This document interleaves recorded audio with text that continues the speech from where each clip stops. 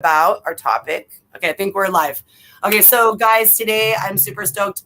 Hecka casual. I'm really thankful once again for ELYSE is joining us. I think it's a really important topic. I know a lot of people have been struggling. I have been struggling, especially, of course, in spiritual awakening or different things of the journey, different steps, throughout the ascension process, whatever you want to label it as. And it's about worthiness, self-worth, and feeling worthy. And I just wanted to throw it over to ELYSE, and I had a question or something to start out with, and you can feel free to just go off because you're amazing with your words. I was wondering when, or if it was a long period of time, what tone, what subject, what experience have you felt lack of self-worth or felt unworthy to be either, accepted on a team? I'm wondering if you can speak on a time in your life that you felt unworthy, your worthiness, you felt that lack, and if you were able to overcome that at all, even if it's a little bit, and then what changed or what in the process helped you to overcome that? Yeah, so I've pretty much felt that all my life. So it's been a fun journey to find my worthiness on all levels. So starting out my whole life, like I said, in the last video, I've been an athlete my whole life, played soccer my whole life, was lucky enough to have many great opportunities playing all over, the country on a travel team, got an opportunity to play college soccer, played in the Olympic development program for Florida and then for the US, and kind of self-sabotaged myself because halfway through that process, because I didn't believe in myself. I didn't feel worthy enough that I was there, to be there.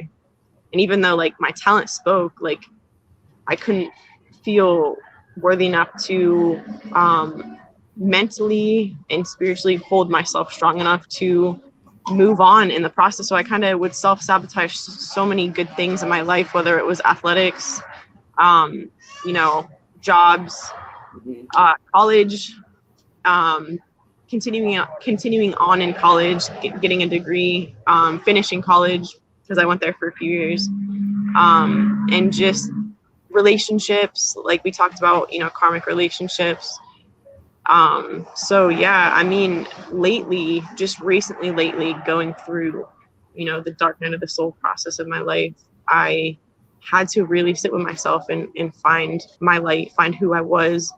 And, like I said the last time, realized that I'm here for a bigger purpose than just what I thought I believed to be, So it's only been recently since I've started to, I'm still in the process, but started to feel worthy enough to be here, be a human being living here and living in abundance. Still learning that, so I've blocked a lot of abundance in my life because I had lack mentality, and just so many different things. But yeah, just recently. So can I ask you, if you said that you felt this sense of a lack of self-worth since you were a child, was it something in particular, or just perhaps like me, your innate feelings? I could also say, of course, not being accepted. Maybe I was a heavyset child, so I, had issues getting onto the, I'd be picked last, whatever, in the PE. Was it anything that happened to you to accumulate, or was it just something innately in you? Not at all. It wasn't necessarily things that happened to me besides being bullied because I was different, because I was a tomboy, I am now, I dressed, masculine. I was always hung out with the boys, so I think it was because I was so different that I got to a point where when I started to see my peers not accept me because I was outwardly different, that's when I started to stop accepting myself. Yes. Because when I was little, I'd express myself however I wanted to, physically, mentally, and then it was once I started to see others around me, fifth grade, into middle school, was when I was wait a second, if they can't accept me, I can't accept me. There's clearly something wrong with me. So yeah. And that, when I started to feel. That brings up, sorry about that. That brings up a point that I did want to talk to you about big time with this subject, is that something so pivotal. And I think probably, you know, what spiritualists and psychologists alike would say is the key to this self-worth is I finally realized, which, hello, like it took me, I'm glad that you're, you know, younger than I, and realizing this is that we cannot base our worth on what anybody, even our mother, our husband, our boyfriend, partner, anybody, our teacher, even if they are, you know, great to everyone else and shitty to us. It's like, I was doing that. And I even was conscious that I should stop doing it, thought I wasn't. And then, you know, the unacceptance maybe of whatever I was going through, and I would explain something and they, you know, wouldn't take it. I would say, oh, you know, I'm not worthy of this journey. And then, yes, it would seep into me. And so I would take on what I was getting, or I thought I was getting from the outside. That's another thing I wanted to talk to you about. If it is, you know, I think for me, it's a combination of not being accepted as I go. Cause I was real exuberant, real, you know, go-getter, like, let's be friends and let's do all this up to a point. And then I started to notice that. And then of course it made me held back. And also, you know, that whole concept of being accepted or thinking I'm being judged. So I have a combination of definite outward not being accepted. And then I assumed that everybody else at a point when I got older in my life, you know, didn't accept me. And I would just have that self-talk, you know, oh, I'm not going to be accepted. And so I don't feel worthy to be at this party or to ask to go to prom or whatever the heck it was, you know? Yeah, so exterior validation is what you're trying to say. Yeah, exactly. And what my problem was, at a certain point in my life, it was I'll never forget it, and I'm starting to kind of like write about it a little bit so I can, you know, keep track of my journey. But this worthiness, self-growth journey, that, you know, in 5th grade, I'll never forget sitting on a picnic bench with one of my friends.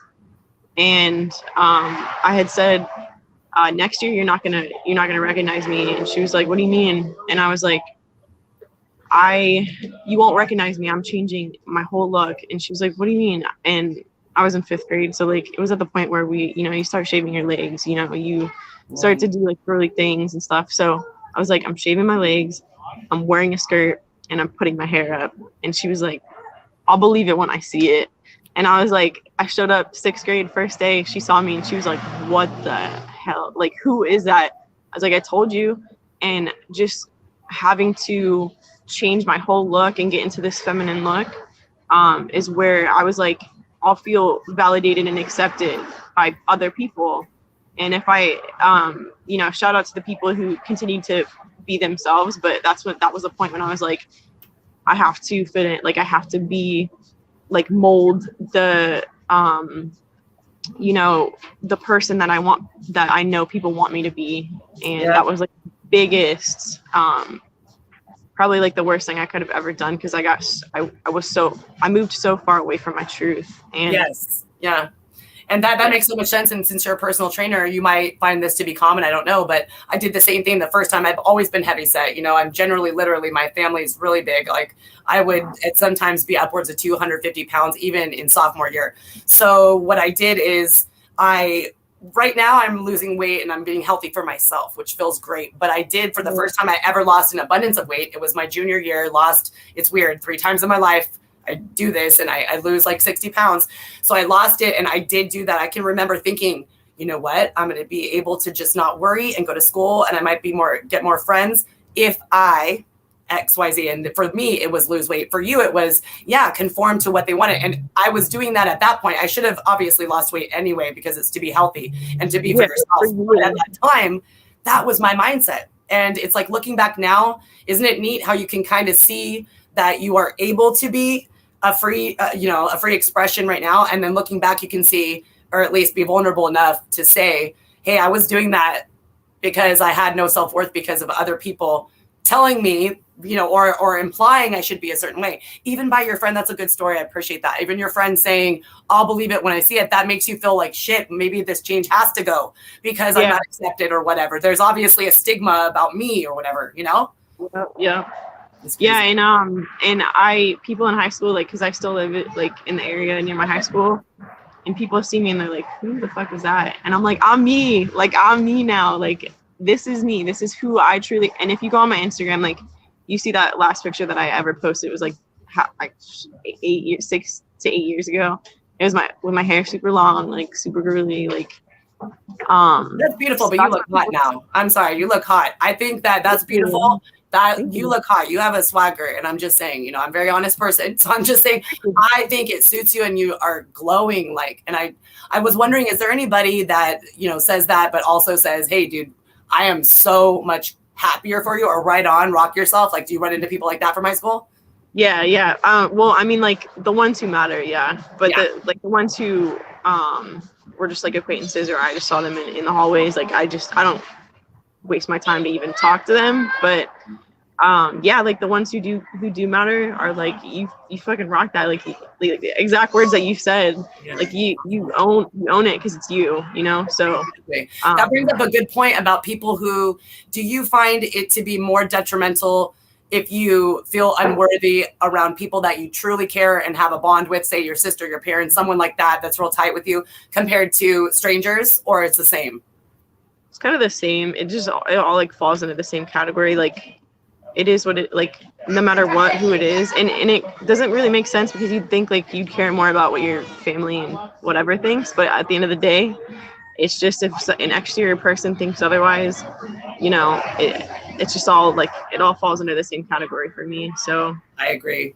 But I just had to, like I said, I just had to stop caring. Like, I was like, I got to a point where I was like, I'm so unhappy with myself. I can't even look in the mirror and like recognize this person. Yeah. I'm ready to find my happiness. So yeah. And I was also like attracting the wrong people. Like, yes. Relationship wise, like I was attracting a bunch of dudes. Like, no offense to the guys out there, but that's not what I'm attracted to. So yes, I was like, I wasn't attracting, the females who I wanted to. Sure. So I got into myself and started to rock, my actual vibe and image. That's when they were like, I mean, anybody who does, you glow a different way, yes, and you seem more grounded. Absolutely. It's like a vibrancy, because you're singing from your higher self, your soul, whatever you want to label that as. So true. Yeah. And I think that so many people, based on what we're doing right now, the fear, I hate to say it, but the fear of living with the kickback from being yourself, a lot of people conform, and a lot of people hide skeletons and traumas in their closet. And it really does a detriment to them. And they try to say, look what I have on the outside. It conforms to what you want. I have this car. I have that. I'm a pretty girl because that's what you want. And it's like, I'm sure there's people out there that are not unhappy, but a lot of that for me and a lot of people I've talked to, it's like when they really were able to live their life is when they were able to be like, fuck this. I don't care about whatever it is that people are, claiming about me, because guess what? I'm my own sovereign soul. You know what I mean? It's so true. Yeah. It's funny. I know this is a super old saying. I just heard it from my grandpa the other day, but he said, keeping up with the Joneses is like, so he's like, and he's from that era. So, when materialistic things and flashy things were, the norm, it was the status quo. And he looks at me and he's like, I'm so proud of you that you even have the guts and the soul to be able to be yourself in society. And I'm like, thank God, I know my soul came here when it did, at the perfect time, because I'm able to, but maybe 50, 60, 70 years ago, it wouldn't have been as easy. So that's nice for you to pay homage, because that's absolutely the truth. And that's probably also what Gramps, shout out to Gramps, by the way, for like being like that. But shout out, dude.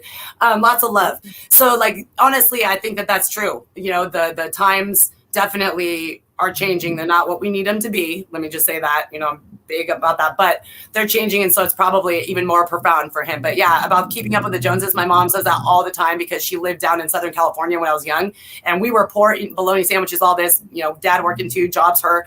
And so it was just that 80s era and early 90s of, what you have put you in a caste system. You know what I mean? Yeah. Like the 3rd tier on the Titanic or something. So it's very interesting how money and funds also can make you feel unworthy. And I wanted to talk about that. That is something that I think if you agree or not, I don't know. I think it's getting better. Like you said, there was so much upswing, in the early 80s, 90s, 2000s of what I have, my bling bling can put me into a sense of self-worth. And so that is something that I've struggled with too. I had to, had my breakdown, and I had to go from rock bottom. And so, like you said about the money, paying for what we did, our DUIs, it's like when I was having to do that and having not my share of whatever I was responsible for paying, it definitely did make me feel unworthy based on the situation, why I didn't have money, and then also my finances. So I was wondering if, beside being like an emotional factor, if there's anything that has to do with money or I guess the same type of thing, house or anything where you live, does that affect you as well and make you feel any sense of lack of self-worth? Yeah. And I think one, we're a middle-class family, like, who, I saw my parents my whole life struggle with money, and they still are. And it's been hard to really retrain my brain, which I still am in the process of, which I talked about subliminals in the last video, and affirmations and meditation have helped. But being in a family of lack, and I feel like this came down the ancestral line on at least one side. I know on one side that not only, ancestral karma you're trying to get through this life's karma of lack mentality with money and abundance in general. And abundance isn't just money, it's love, it's, a plethora of things.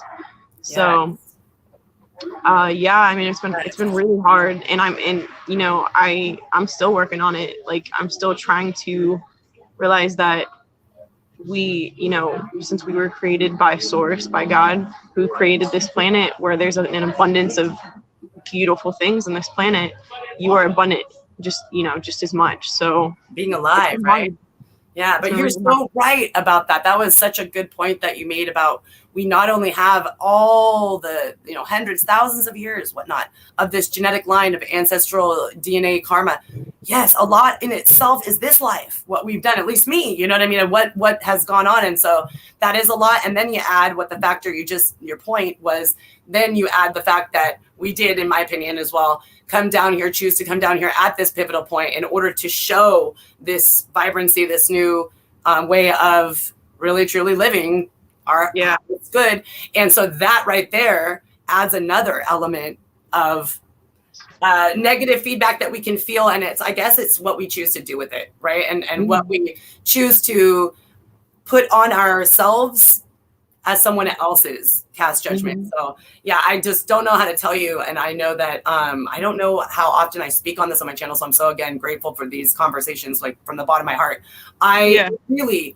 I had to come to grips the last 2 years, especially, about how much I really do feel as if I'm not, accepted as something legitimate. Like, for instance, some people in the past, whatever, they would email me and be Catholic and say, what you're doing is wrong. And so for a while, I really took that to heart. I would say I wasn't, but then I would, because I would think about it like, oh, is there any way that I could soften up? Maybe I shouldn't use the word Jesus. Maybe I should. And whenever you start to curtail yourself, in my opinion, that is when you start to feel that you're not worthy of being truly who you are, unless I wouldn't be changing things, right? Exactly. Yeah. Like you shaving your legs, that story. It's like you're willing to change because you wanted to feel that self-worth or whatnot. Yeah, for sure. And like talking about, lack mentality, karma will show you a mirror of relationships that show you that you're not good enough, and you lack something inside. And I've been left in every single relationship, getting vulnerable right now. In this video, I'm proud of every single relationship I've been cheated on and left, every single one. And I've been in a few, definitely quite a few. And long-term relationships. Yeah. I mean, some were like year flings, but a few of them were strong long-term relationships. And just back to back. I'm like, something's up here. Like, I don't know how this can even be a thing. Well, I hate to say it, I'm not putting anyone on blast if they happen to see this, but I'm saying for them, they lost something good. And also it must have been their self-worth that didn't have anything going on because they had to get some validation from cheating. You know what I mean? Exactly. So it's funny too, because like when they did end up leaving, they always try to come back when they saw me doing good. And it's because they realized, like, but I don't even want to say it was them, because it was something that I needed to see within I mean, you know, it takes two to tango, but I needed to see, I couldn't blame everything on those people. I needed to see, like, okay, this has happened back to back to back. Maybe there's something wrong, or maybe there's something that I can heal within myself. Yes. So that's what I'm in the process of. I haven't, and like in the past, I'd kind of go from like fling to relationship to whatever. Like I was always kind of with a partner, and I haven't been God hasn't presented me with somebody serious in almost a year and a half at this point. And that was, you know, me going through my spiritual way, like my dark night of the soul, really having to get deep with myself, you know, get strong with my energy instead of giving it away freely. And I know, you know, that next person that comes in my life, like I know it's gonna be when I've healed that self-worth. I think that speaks volumes about how much you progress of your self-worth based on that you said. And I loved that about our first conversation or whatever we were talking. And I'm like, being this beautiful soul is when you just said that you now are looking at every situation, including something that you were, you know, done dirty or whatever, as what part did I play? And I think that has helped my self-worth, because I feel worthy in a different facet, but I feel worthy as I admit and work through my own issues and attach. I don't know if everybody feels that way. Maybe they're ashamed to say what they did, but I actually feel release when I say, okay, I could have done this, you know, and this is what contributed to this. And I think that it goes into play in all the different angles of my life. And, you know, what's cool is that I know that you said, you know, you're just beginning, but I want to say it's never, once I got that and I started to do it, every single thing I'll notice that I'm going, okay, even in a conversation to my daughter, I'm noticing that you did this, but, you know, maybe I'm noticing that I'm really wanting to take accountability is my point. And that builds self-worth. And I think that that's beautiful because I did the same thing. I had to be alone and solo when I went through my spiritual awakening big time, you know, and I even left my husband. People may or may not know that. I'm getting vulnerable too. You really bring that out of me and I appreciate that. And I stayed on for 8 weeks and I had to delete my Facebook because the whole families, we've been together since high school and they freaked out. So that was a point that I felt unworthy because people were saying things like, I knew you were a piece of, you know what, we always knew. And so I'm like, I was right about the way that I was and I'm a terrible person. So that is just beautiful that you admitted that about relationships, because that's a big point in my life that I had to turn around in 2018. That's where I got all suicidal, called the police and said, pick me up, you know, went to the 72 thing and got all right with my head because I was not thinking I was worthy enough to be in this relationship based on ABC, what I was feeling I was being treated like, you know what I mean? And so it really took me, though, looking back in that regard, what you were saying about responsibility on my own actions. I look back and I'm like, oh, well, maybe if I wasn't a hot mess, you know, drinking alcohol, trying to kill the pain of my dad's death and pushing the psychic stuff away and doing the Xanax, well, maybe that would have helped my treatment. Not that it was okay. You know what I mean? Yeah. But it's like looking at what we've done. That's all you knew at the time. You did the best you could with what you knew. So as long as you've gone through this process of really reflecting and understanding, that's all you can do. You know, you can't beat yourself up about it. And like you said, accountability and mindfulness will go a long way. Instead of feeling victimized in your life, you start to look at things differently through different lenses to realize that life is happening for you, not to you. So sorry, I'm always so trying to curtail that. I want to say that is my major thing. My pet peeve is that I'm so exuberant. I try to wait and talk over everybody. It's like, that's what, definitely working on that. And I will continue to. These are good for me to practice that. But I was wondering if you think that worthiness is attached to, for instance, I know one person that I know that is just, by all intents and purposes, does not understand this concept we're talking about, thinks that everything that happens, no matter what, did not have anything to do with them, and they are playing the victim. I think that is because they have an issue with their own self-worth. I don't know exactly. We could take that apart like an onion, but do you know what I mean? It's exactly what it is. In my the last ex the last person I was with who left, who cheated on me, she was very much a victim to her circumstances in her eyes, and she she would self-sabotage good things. Kind of, we reflected each other. And I mean, as great as we could have been amazing soulmates, but we both had a lot to work on. So I went and I turned around and I worked on things, and she's still doing the same thing, same mindset. Doesn't have a lack mentality, or a lack like of abundance, like money wise, or let me reframe that. A lack mentality money wise, because she grew up in money, but everything else, self-love, self-respect, everything else is just lacking in her life. And I'm not here to judge her whatsoever, but yeah. Amen.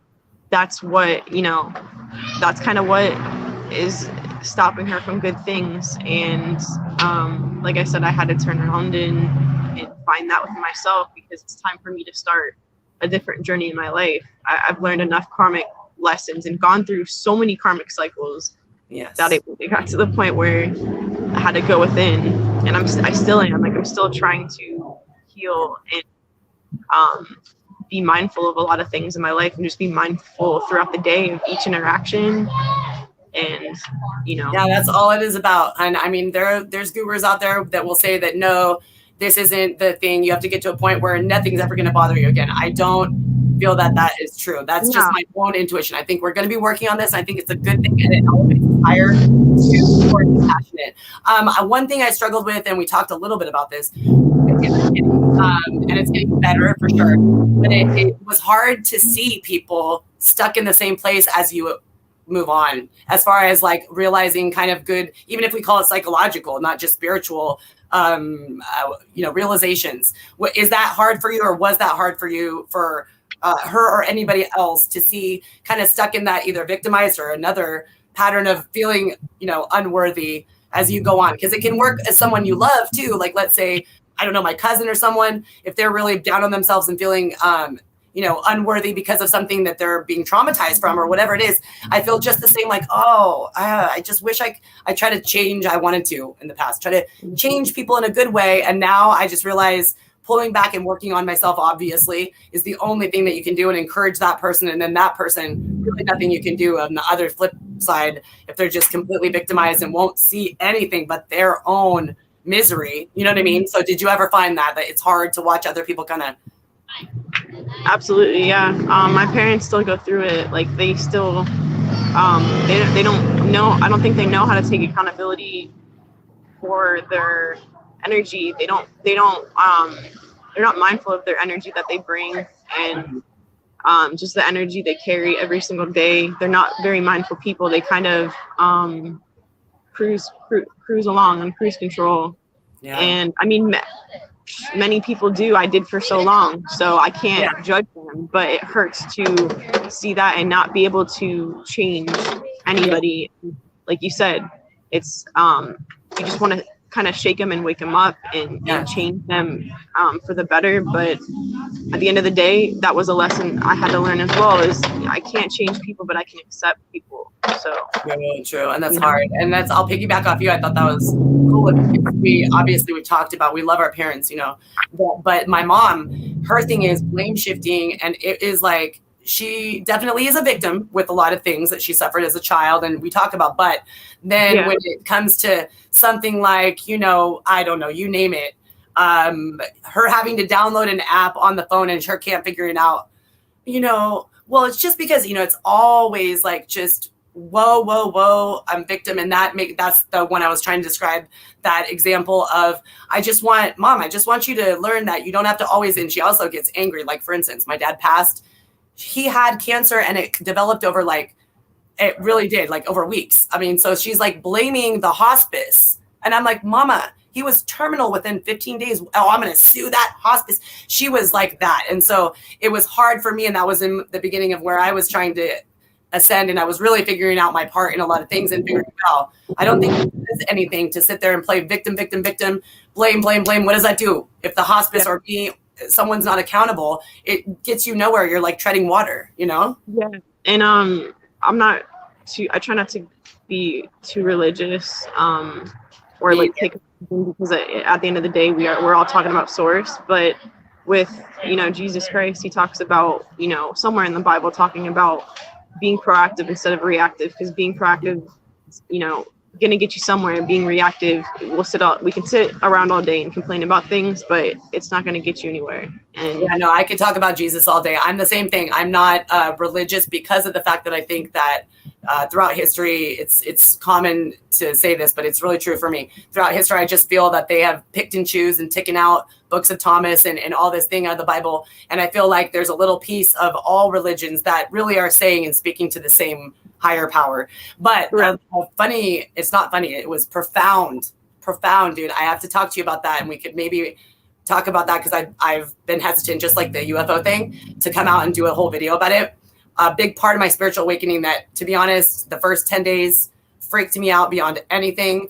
But then I had a dream in which was so crystal clear of chilling with Jesus for 40 days. And I thought, oh my gosh, 40 days and 40 nights, it was profound. And he was real. He was like your homie. It sounds crazy, but he was like a divine, beautiful, right in the flesh. And he took me back. It's so crazy, but it's true. He took me back and he was showing me how he deflected, like you're saying, how he was proactive, not reactive, how someone came at him and he turned it around and showed them, look, I can heal you. Like the famous, and I think that's beautiful, that he was, no matter what you think of his self or his image, he did not create Christianity. You know what I mean? Yeah. And so he himself was the word of God. He just spoke the word of God. That's it. And I think in society we label things just to be comfortable. Yes. And it's understanding because we all have different perspectives. We all live a different cultured life. Yes. So, all these deities in the past and, somebody like Jesus Christ, these were just all people,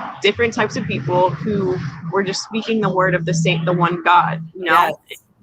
And it's all a beautiful thing, and that's why I like to learn different religions to tap into seeing different perspectives of how people talk about and relate to God. So yeah, me too. It's fascinating to me, and I want to know because it's never stopped since my spiritual awakening accelerated in 2016. I just want to know if it ever stops for you. Let me know because I am fascinated. I got the Bhagavad Gita. I have my Bible and I'm highlighting. I mean, I have all these different things. I'm checking into things, and I'm my own sovereign person, and now I have no problem with saying, "Oh, that resonates." No, that doesn't. I don't think that this speaks true to me. And so I love, though, also on the positive note, seeing the ties, the bridges, the attitude, the compassionate caregiving, the do what I should do. You know what I mean? I think it is beautiful. And I think that if anybody, listening right now is not, one that likes to say Jesus or God,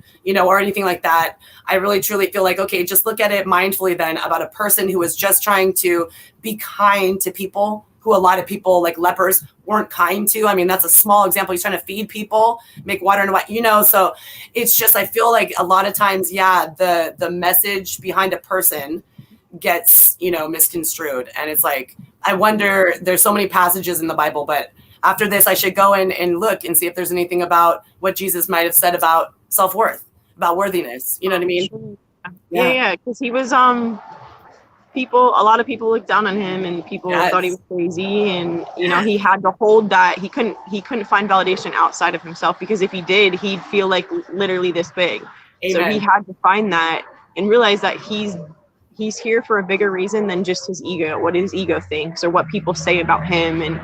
And that was out of anybody in history that I've ever learned about, don't quote me on that, but he's been the most put down, and I can't even find the word right now, but just the most persecuted or whatever, persecuted. And obviously he died for a bigger cause. So yes, he died for a bigger cause, and because of people's complete, in my opinion, complete hyper hysteria group mentality of judgment. It was just crazy. And he was the first, not the first, sorry. He was one of the souls through this physical existence that literally went to his death because of what he believed in. And that's just unbelievable to me. But I know that is, unfortunately, on this earth, it's been the norm. And that's what we're trying to change. I pray. Exactly. And I think that's why, another reason why, through my journey, I kind of just had to be myself. So, and no matter if I was, persecuted, whatever, by other people, if you do that, you don't deserve to be in my life. So And I respect you. I respect your opinion. Everybody's got their own opinions, but at the end of the day, I need to be so strong in myself that it doesn't change me at all. And it's still a journey I'm on. And it's just having that Christ conscious of like, just, you're here for a bigger purpose than what your ego can even understand, and that we weren't created by man, we were created by something bigger than man. So Amen. Who's another man or woman to judge you? So true. And that kind of, I'm sure, obviously the ego is the reason why we feel unworthy, because if we didn't have ego mindset, we would not be like concerned about how we look or, how we are presented or whatnot. I think that's so true. And that's what I don't mean to cut you off. I'm sorry. But I still have problems. Like I love to present myself in a way that I feel good, but I just like kind of like I don't want to say like the flashier things in life, but I do like luxury. I do like nicer things. Like I do like to present myself nicely when I go out in public. And I'm still working on that to see if that's exterior validation or what, but I like, those are just the things that I like. It's even in my birth chart. Like there's places where it's like, you like luxury, you like nice things, blah, blah, blah. But it's not I don't believe it's to get, to a certain extent, I don't believe it's to get exterior validation. I think it's just what I enjoy. Like some people are minimalists and, can, go a whole week without taking a shower and go out in public and have a good time. Like that's just not me. I like to smell, I like to look good. I like to smell good. I like to, and if you see me, like people will probably be like, oh, how much is that watch? Like $200? I'm like, no, it's like $15 on Amazon. Like, but I just like to present myself nicely, and just like, a price tag I could care less about. Yeah. But as long as I'm presenting myself and I'm showing up professionally and nicely, that's just how I could care less about a price tag or, wearing Gucci what makes us happy. Prada, like, care less. What makes us happy is what sings to our heart. And if we're happy and we walk out the door and we're not regretting anything that we did or whatever, then I think that that's the ticket. However, you go ahead and you self-reflect, because I will tell you, I went through several, even recently, when I started to lose a little weight this year. And then people were going, oh, why are you doing makeup all of a sudden? Because you think you look like people that are close to me. Why are you doing makeup all of a sudden? Is it because you're losing weight and you want to look at it's like, no, I'm doing what I feel. I was in a rut before. You know what I'm saying? I'm doing what I feel. And like, so I had to reevaluate that. I had to say, wait a second. And because of that outside noise, I really did take a minute and really did like reflecting. Wait, am I wanting outside validation based on my looks again? And I came to the conclusion, no, I'm going to do whatever makes me happy. If I want to get pink extensions, I'll do it. So I'm wondering how that pans out for you too, because I feel like if you're really doing it, like when I get ready, I'm sure you're doing the same thing. You're not thinking, oh, so-and-so is going to like my watch. You're like, no, I'm like, how do I look? Like, I'm feeling good, So I think I've gotten a little bit past that point of, exterior validation of how I look. Like I could care less if you like my jacket or you like my earrings or my hair or, whatever, like, or like my $15 watch that could look like it's $200. I could care less. Like, you know what I'm saying? So that's a good kind of self-worth right there, is when we're not looking to outside, when we look in the mirror and we're like, oh, I'm flexing. And then we have that sense of, self-worth, but not because of outside source, because we really feel good outside and inside. And you know how that is. Like certain people, like you said, they can get in their hoodie every day, not take a shower for 10 days, and they roll out and they feel the best, as if they're at their best vibration frequency. And it shows because they're vibrant. You know what I mean? And so that just wouldn't work for me. It just don't, Exactly. Yeah. No judgment. Like you do you, as long as it makes you happy. So yeah. And then I guess the other part of that would be, as long as, like, my pet peeve, but I'm working on this too, is as long as you don't think that I have to be the way you are. You know what I'm saying? It's like the conforming thing is just projection. I wanted to ask you about your birth chart. Okay, so check this out. Super funny, because same. I feel same as you were just saying. I feel exactly the same. My intuition and the way I read my chart is, I think that this placement has a reason to that. Is I have Saturn in Leo. So it's like, let me work hard on the ego and self. I don't know, but what you said in your chart, what do you think your placement that attributes to that vibe is on you? Oh, that's funny. So mine's Saturn and my sun in my 12th house. So that's all about, it's like the worst placement you can have, Saturn and sun, because it's about self-worth and feeling the need to be worthy. Like you feel like you, even if you do shine exteriorly, like you don't feel it within. So like there's a lot of things I like to do. I love to dance. Like I love to create, like express myself, but I have trouble showing other people that. So, which has been so hard for me to create my YouTube channel, because I take it, like the work that I do creatively, I take it so personally that if somebody, exteriorly rejects it, which self-worth, it crushes me. So that's a huge, that's a karmic thing that I'm having to work through too. And I think it's helped. I mean, especially the planetary positions now, and like how energies, different types of energies helping us as we move on, like the different planetary aspects are really helping my birth chart to find more of my voice and myself, my creativity, and not caring what people think about, these things. So like I said, I'm working on it every single day. It's not just a one and done thing. I think it's all, but that's funny that you mentioned that. Yeah, it's 12th house, Saturn. Yeah.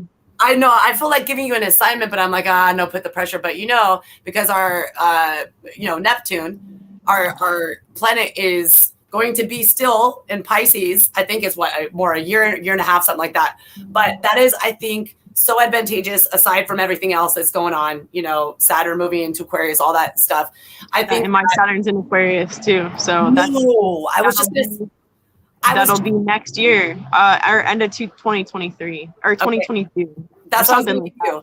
I was gonna say you have until January 2023, because you are too beautiful of a soul and a voice to not do a YouTube, dude. Because I just appreciate that. And you're right, and that's funny because what you were talking about your Saturn placement. I feel that is exactly what you're talking about, and a degree goes with my Capricorn moon.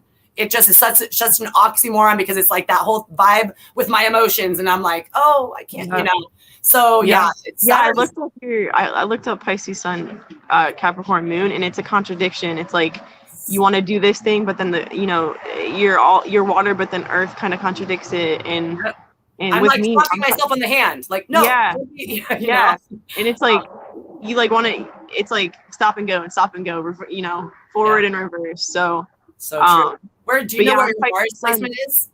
Mars, Leo. So I'm expressive. Like I love to show that, but then I have that, that wound that I can't. So it's the stop and go contradiction of wanting to express and be loud and voice, use my voice, but then that Saturn man in Aquarius, it's like 12th house. It's like, that's a hell of a wound. Yeah, and whatever is in Aquarius, which is drum roll please, is what I'm right about to say. Me and you are opposite. You can, I'm sure, tell by this. My Mars is in Aquarius, so I'm like that opposite of you. I'm like, let me do all this right now. I want to tell you how it is. You know what I mean? And it's like that can put people off sometimes, and I'm holding back. So that's so intriguing. We should go through all the planets. It is me. It's so intriguing. I just love. Yeah, and then my Chiron's in Leo as well, so that's another contradiction. So it's all just like a lot of fire. I'm trying to get past these wounds. Like, I have. So I meant to tell you that I have a lot of Leo and a really important Scorpio. I'm Scorpio 8th house, so I'm all about always transforming. Okay. So that's why I think I'm so attracted to the Scorpios and the Leos, because I have that very strong in my chart. Very true. As well. Very true.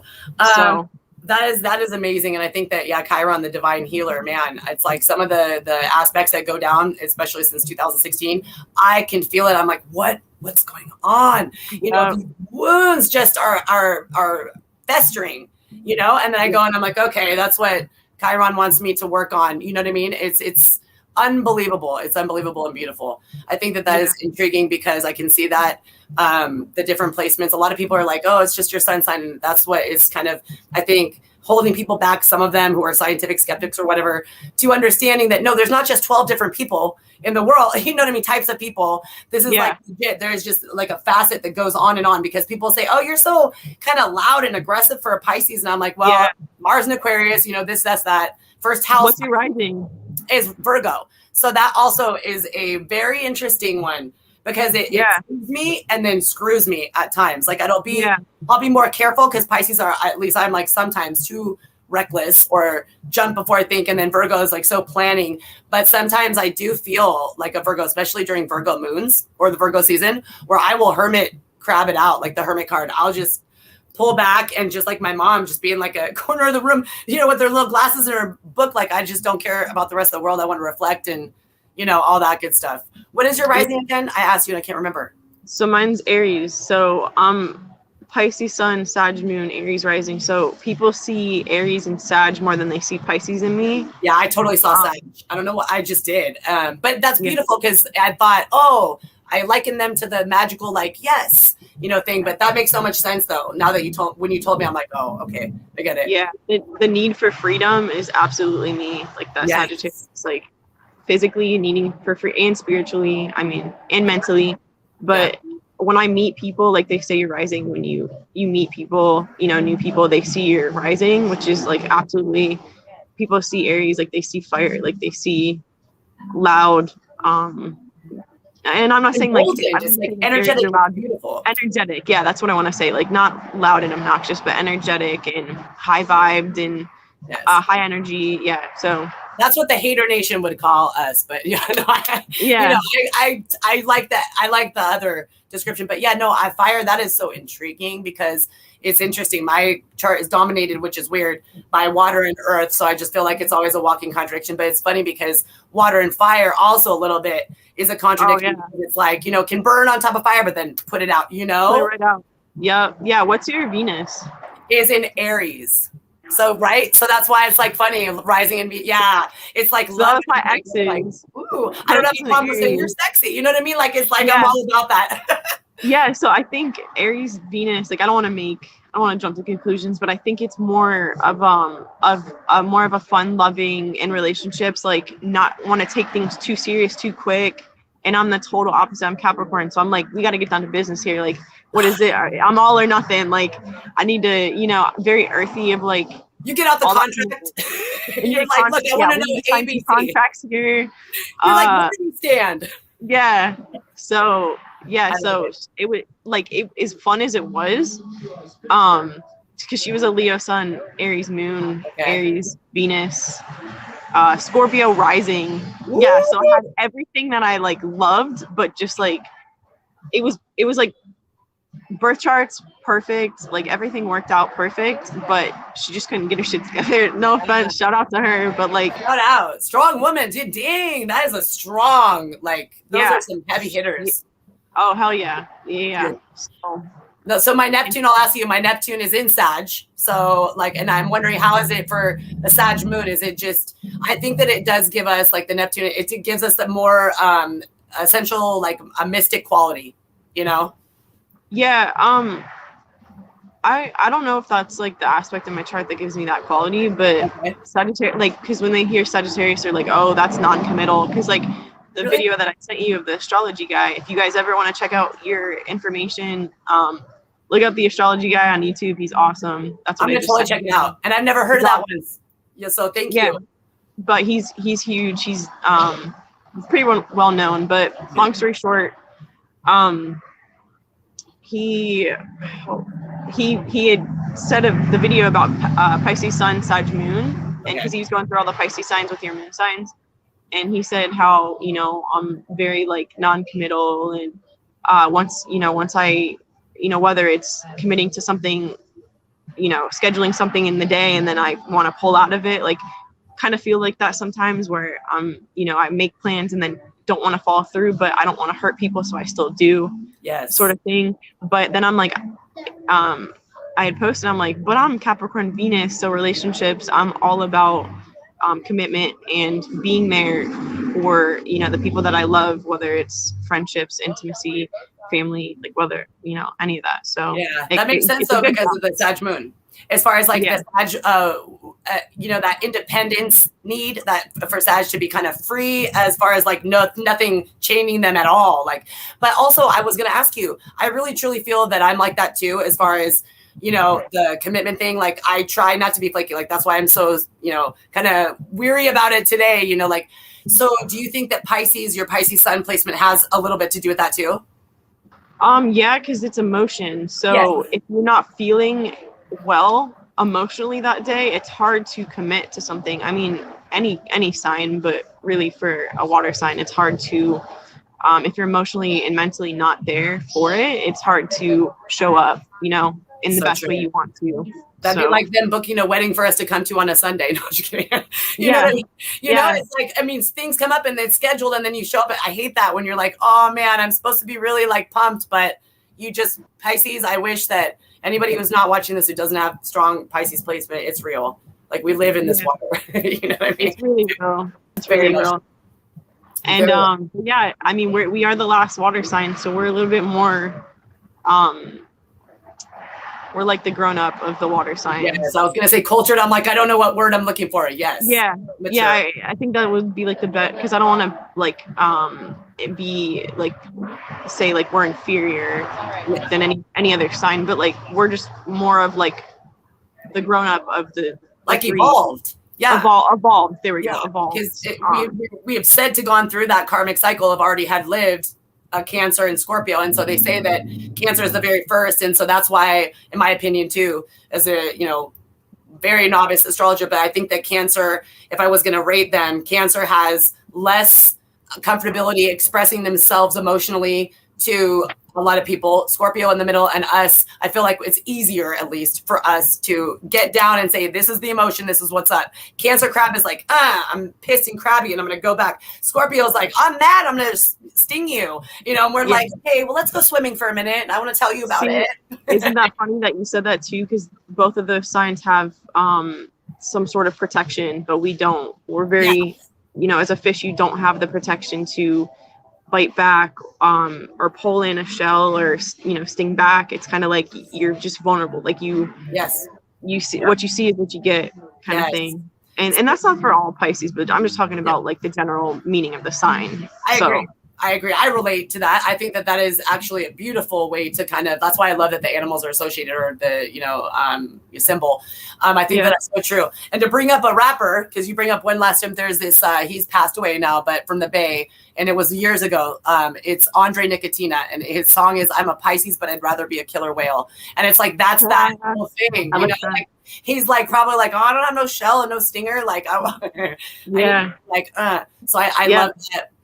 I love astrology. It fascinates me. I think that, like I said, you guys, I wanted to come on, and it doesn't have to be the next one or whatever. We can do a whole bunch of, there's so many subjects that I think is enlightening. And I appreciate you for everything you are, but I would love to come on. Yeah, we should get our charts and then come on and then just talk. It's just our opinion. So yes, anything that I ever say on my channel, a lot of people have, I felt unworthy before because people are like, oh, you're just a mundane astrologer talking about this and that. But it's like, I think there's so much that people can give because astrology is out of your perspective and how you read it. So I think that by talking to different people, I'm like, yes. Oh, that makes sense with moon and Saturn, whatever it is, Yeah, absolutely. This is all opinion based. This is definitely not fact. So from what we've experienced, so nobody take it too serious with us, but, yeah, I mean, I would love to. I truly appreciate you for having me on. Heck yeah. Sure. It's like beautiful. And like, I'm serious. I'm telling you, I never want to like stop chatting. It's like amazing. Yeah, we could be here I'd be here all day. I know. I'm super stoked about that. I just feel blessed. I feel blessed. And I think that it's really important. Part of the journey is to receive, like we were talking about earlier about the self-worth and like, the abundance, right? When we are feeling unworthy, definitely we're not going to get what we can if we're shining right to our highest vibration. And so, I think that accepting and receiving love like this and interactions actually helps, your self-worth or your sense of, growth from that place, talking about it. And it creates abundance of more vibes that we're putting out in the world and more opportunities of love and stuff like that that'll come to us. So yeah, exactly. Just feeling that you can express yourself no matter people's opinion, because it's your opinion. At the end of the day, we all see through different lenses. So you can, if we can be comfortable with expressing ourselves, no matter what the opinion, is from anybody else or what criticism people have to say, it is what it is. Like we all have our own point of view. So that's a good topic right there. dude, is because I see that in you and I love that about you. But a lot of people just think if you don't, like, let's just say the Democrat, Republican, whatever it is, they think if you don't see it the way I do, let's say right-wing religion, some of them are like, if you don't see exactly the way I do, Scientologists, whatever, then you are not associated with me. I cannot have, and that just breaks my heart. And that's something that I think one of my missions is to be like, no, we can all cohesively work together with different opinions. Agree to disagree. Okay. That's how it should be, you know? Yes. Like, agree to disagree, and no matter, because you're going to see something, a different perspective of a religion, of a, you know, whatever party, you know, political party you go for. I mean, and whatever class you're in, fiscally, in society, you know, money-wise. So yeah, some person thinks they're rich with $100 and another person has to have 10 million, you know? Exactly, and they don't feel rich, you know? Because exactly. Yeah, so it's all perspective. Like the best metaphor I ever found is the peacock feather. The peacock feather, it's true. A lot of Hindi think that that's bad luck, the circle, the eye, and then there's other people who collect them for beautiful things to put on their wall. Like I did a video, and I think that that's interesting because it is a lot to do with perspective, you know. So what does the peacock mean again? What's the symbolism behind it? So I keep seeing that lately. So it's very, that's so interesting you said that, because it is definitely not a big controversy or whatever, who talks about peacocks all day long, but really though, it's like a lot of people perceive it as a omen, a bad omen, right? In certain cultures, especially in India, because they consider it to be, you know, the peacocks have that beautiful feather plume and they have the circle. Yeah. Circle. They feel that is the evil eye. Have you ever heard of the evil eye in Hindi? Yeah. So they feel like that's it. And so I'm serious. They will not even, like, if they see it, they won't go to an event, certain things like that. And then for me, it's totally different. It's about actually, which is great for you and I, self-expression and being able to, for no other reason, he doesn't have these beautiful feathers to go fly. He has them because he is proclaiming, or the peacocks are doing their exaltation of their expression of beauty. Right. So it's about grace. Yeah. It's about being vulnerable as well. So that's good. Yeah. Fly in because they can't fly. You know what I mean? So it's very interesting. I have the peacock spirit animal video. I should forward that to you because I'm drawing a blank now, but that's what comes to mind is those two, the polarities of it, is that it is in perspective. So it's everything, I guess. Yeah. Like, and that's what I kind of figured. It was like, shining those beautiful feathers, shining your beautiful light. Mm-hmm. And it's in the show that I told you, the show called Manifest. Yes. They have the peacock animal in it. It's part of like one of the episodes I'm watching. The peacocks, they use a bunch of symbolism in this show too. You'll absolutely love it. They use astrology, animal spirit. They use many different things. I think it's beautiful. But I seriously am in a binge.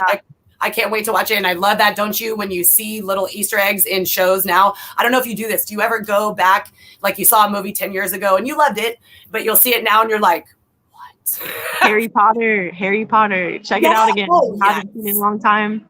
After your spiritual awakening, you're like, wow, the symbolism. It's like I did mushrooms when I was, did mushrooms when I was going to raves as high school. It's like you're on like a trip or something. You're like, yeah. Yeah. Like how have I not seen that for so long? Like, the symbolism of the owl, like the feathers, like everything. I'm like mind blown. I'm like, soul eaters, everything. Oh, that's another, how many, we got like 40 podcasts or whatever these are scheduled because we got a lot to talk about. Show symbolism of shows for sure. Yeah, dope. Sure. Anyway, I will totally let you go, but I had the best time as like the last time. I'm totally appreciative. You are amazing, and I hope you enjoy the rest of your Sunday. I'm gonna go watch some football, I think, see what's going on. Yeah, I don't know how the Bucks finished out, but I was rocking the Bucks shirt today. You asked me about if I was a Bucks fan. Of course I am. Of course, I was wondering. Oh, how do you feel about Gronk and Brady joining your team? I'm stoked. I went to school with Brady's sisters, so I never met him, but I'm friends with Nancy Brady, his younger sister, youngest. Wow. And it's super sick. Like, so of course the house and people will hate because of the Snow Bowl, of Raiders. But I totally have always supported Tom Brady, whatever team he's at. I think he's rad. He's a Leo.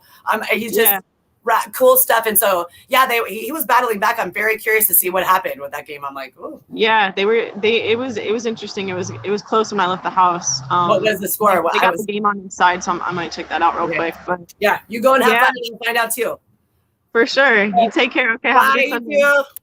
Bye.